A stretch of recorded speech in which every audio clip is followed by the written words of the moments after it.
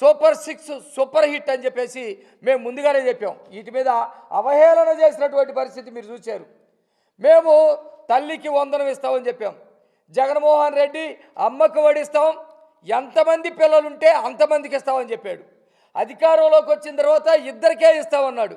అధికారంలోకి వచ్చిన తర్వాత అది కూడా మాట మార్చేసి ఒక్కరికే ఇస్తామని చెప్పాడు. 5 సంవత్సరాల్లో 1 సంవత్సరం ఎత్తేసాడు. మేము ఎంతమంది ఉంటే అంతమందికి ఇస్తామంటే జగన్మోహన్ రెడ్డి మీటింగ్ పెట్టి రా నీకు వస్తుందా, అమ్మా నీకు వచ్చిందా, నీకు వచ్చిందని ఎకిలి శాస్త్రం చేశాడు ఒక ముఖ్యమంత్రి స్థాయిలో.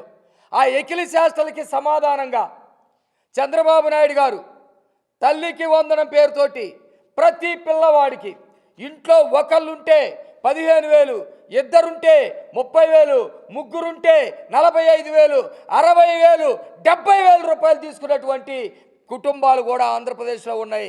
ఈరోజు ఎటువంటి అంతరాయం లేకుండా తల్లికి వందనం పేరు మీద ఆ విద్యార్థులకి గొప్ప గొప్ప అవకాశాలు మేము ఇస్తూ ఉన్నటువంటి పరిస్థితి.